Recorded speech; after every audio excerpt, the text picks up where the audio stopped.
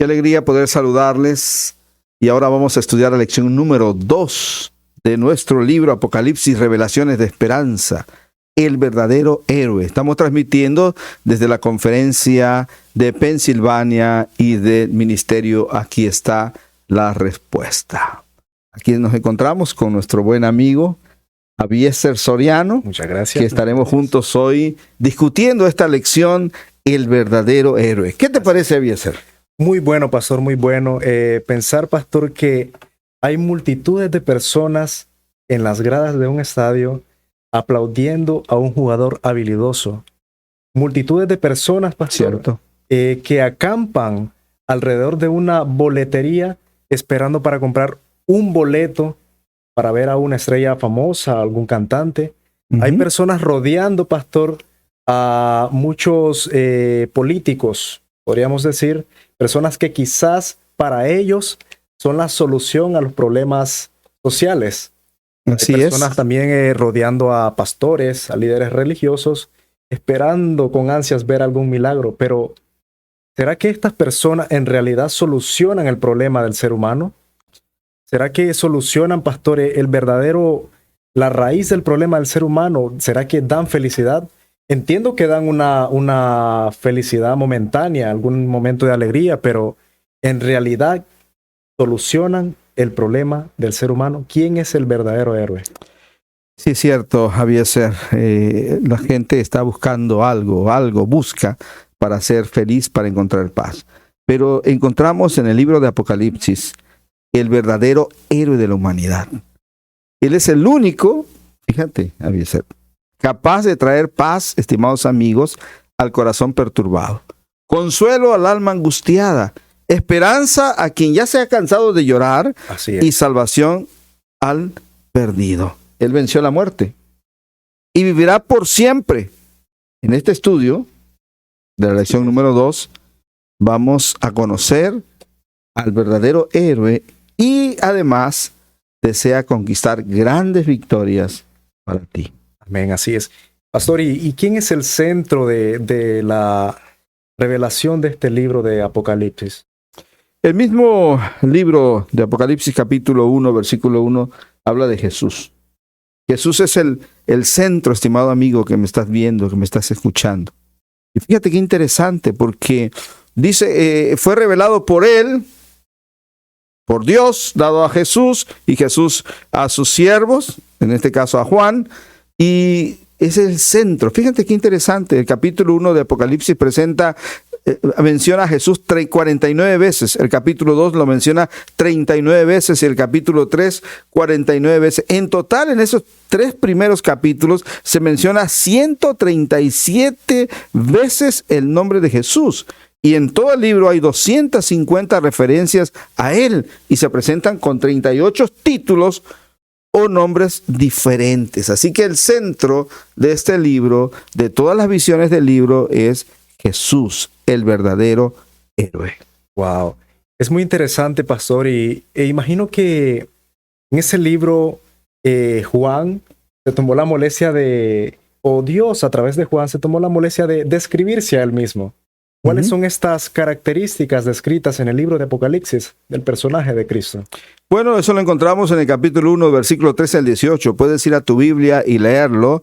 Y entonces presenta ahí una descripción de una manera extraordinaria acerca de Jesús. Por ejemplo, dice que la ropa que llega hasta los pies tiene un cinto de plata, cabellos blancos como la lana, pies como de diamante, rostro brillante como el sol y la voz como estruendo de muchas aguas. Esta es una manera de describir, es similar al Antiguo Testamento como se describe a Dios y se le atribuyen a Jesucristo prerrogativas de Dios.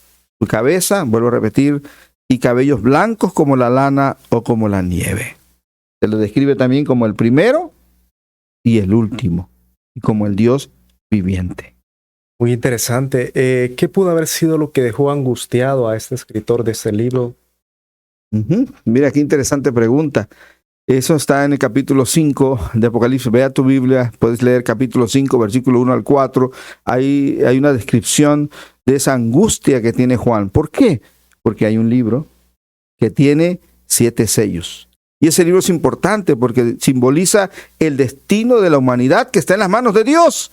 Y el profeta llora al saber que nadie puede abrir o mirar aquel libro hasta que él mismo, ahí se describe, ve al Cordero. Y entonces el Cordero que tiene la capacidad para abrir el sello. Wow, muy interesante. Y esta palabra, pastor, cordero, la palabra cordero aparece muchas veces en la Biblia, muchas veces incluso en Apocalipsis. ¿Y a quién se le otorga el nombre de cordero? ¿Qué significa la palabra cordero o quién es el cordero en la Biblia? Muy bien, déjenme explicarles un poco. El cordero tiene un simbolismo muy importante porque tiene que ver con los sacrificios. Si nosotros vamos al Antiguo Testamento, encontramos que el cordero era sacrificado mañana y tarde. Así que eso representa sacrificio, representa perdón. Así que Jesús, en San Juan capítulo 1, versículo 29, Juan el Bautista lo ve y lo describe. Dice, he aquí el Cordero de Dios que quita el pecado del mundo. Así que, ¿quién es el Cordero de Dios? Jesús. Pastor, ¿y quién es el único ser del universo digno de abrir el misterioso libro sellado que aparece en este Apocalipsis? Bueno, ahí mismo en Apocalipsis capítulo 5, versículo 7 al 10, describe quién tiene la capacidad. Dijimos ya que está sellado. Pero Jesús, con una vida inmaculada, con la muerte de Jesús y con la resurrección de Jesús, garantiza, eso es importante, el garante, la garantía para abrir entonces el libro sellado, Jesús. Wow.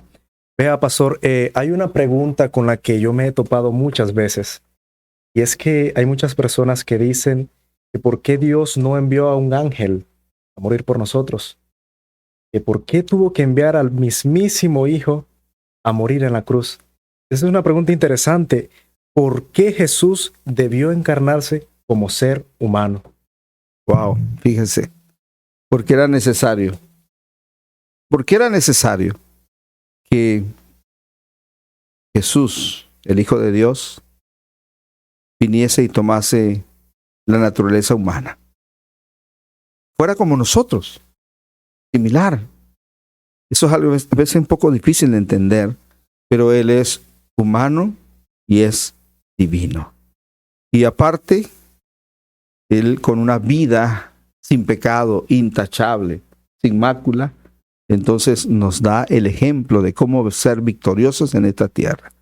Pero en Romanos capítulo 6, versículo 23 dice que la paga del pecado es muerte. La paga del pecado es muerte. Si este texto terminara solamente ahí, pues fuera un texto sin esperanza, que nos trajera muchas complicaciones. Pero gracias al Señor. Porque dice, pero, y ese pero es interesante, porque dice, pero la dádiva de Dios, mi estimado amigo, Eso lo cambia es, ¿verdad? La dádiva de Dios, Sí. salvación, vida eterna, en Cristo Jesús, Señor nuestro. Así que Él vino para encarnarse, para darnos vida eterna. Solo en Cristo podemos ser salvos. ¿Y cuál fue la diferencia, pastor, entre la vida de Jesús y la vida de los hombres, del ser humano? ¿Cuál es esa gran diferencia? Ese puente que los separa. Sí, eso lo encontramos en el libro de Hebreos, en el capítulo 4, versículo 15, estimado amigo. Vea tu Biblia, lee ese texto, que es un texto poderoso, un texto que nos llena de esperanza, de gozo, de alegría, de victorias. Dice que Jesús fue tentado, en todo, tentado, pero sin pecado. Así que Jesús caminó, transitó la senda que tú y yo transitamos, y Él vivió una vida victoriosa. Así que nosotros solos no podemos, necesitamos el poder del Espíritu Santo que venga a nuestros corazones y que nos ayude a caminar en victoria, porque somos más que vencedores por medio de aquel que nos amó. Así es. ¿Qué fue lo que Cristo hizo directamente y específicamente por los seres humanos? Bueno, la dádiva más grande está en 1 Corintios capítulo 15, versículo 3. Cristo murió por nuestros pecados conforme a las Escrituras. Así que la condenación que era para mí y para ti, estimado amigo, que me estás viendo, esa condenación el Señor la tomó sobre sí.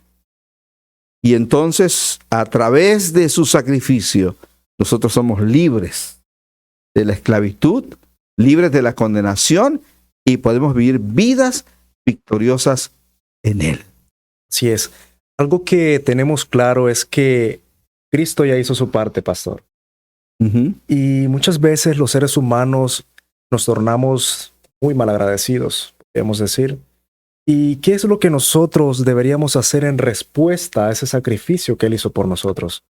Muy buena pregunta. Porque el sacrificio ya se hizo, ¿no? Estamos hablando del Cordero de Dios y que el libro de Apocalipsis lo presenta como el verdadero héroe. Ya se hizo. Primera de Juan capítulo 1 versículo 9 dice que si confesáramos nuestros pecados, Él es fiel y justo para perdonar nuestros pecados y limpiarnos de toda maldad. O sea, si tú confiesas, hay perdón. No hay perdón sobre aquello que no confiesas. Y cuando tú vas y le dices al Señor, Señor, me equivoqué, Señor, perdóname, Señor, ayúdame. Entonces el Señor tiene la capacidad de perdonar al pecador arrepentido. Perdona el pecado confesado y nos hace libres. ¡Qué bendición! ¿Y cuál es uno de los títulos que se le coloca a Jesús en el libro de Apocalipsis? Bueno, dije que hay varios títulos, ¿no? Hay varios que me gustan. Quizás tú, querido amigo, que me estás viendo, que estás escuchando, tienes alguno en particular. Pero aquí hay uno de los títulos que es un título realmente hermoso. Se llama Rey de Reyes y Señor de Señoras. Señores. Y que en ese momento, al pasar todo esto, pastor, hay muchas personas que se preguntan a sí mismas, ¿qué está haciendo Jesús por nosotros ahora? ¿Qué es lo que está haciendo después de su resurrección? Qué tremenda pregunta. Y es una respuesta maravillosa. Porque en el libro de Apocalipsis que se describe la batalla, esa batalla que comienza en el cielo y luego llega aquí a la tierra, donde al llegar a la tierra se involucra la humanidad, donde el diablo que está presente y se manifiesta también y disemina la desobediencia y provoca el pecado en la humanidad. Entonces, pero Jesús, que ya dijimos, que tiene la capacidad con su sacrificio de perdonarnos, de limpiarnos y de vencer, ahora mismo, de acuerdo a Hebreos capítulo 7, versículo 25, está intercediendo por ti y por mí. Y con la intercesión de Él, entonces nosotros estamos seguros, porque es en su amor, en su bondad, en su misericordia, que nosotros podemos vivir vidas victoriosas. Amén. Y estimado amigo, este es un libro maravilloso. No te olvides de estudiarlo y compartirlo. Apocalipsis, revelaciones de esperanza. Y yo quiero invitarte para tomar una decisión esa noche. Él es el verdadero héroe. Y está listo para entrar en la vida tuya. ¿Quieres abrir la puerta y que Jesús sea tu héroe? Que el Señor te bendiga. Gracias, Eliezer. Gracias.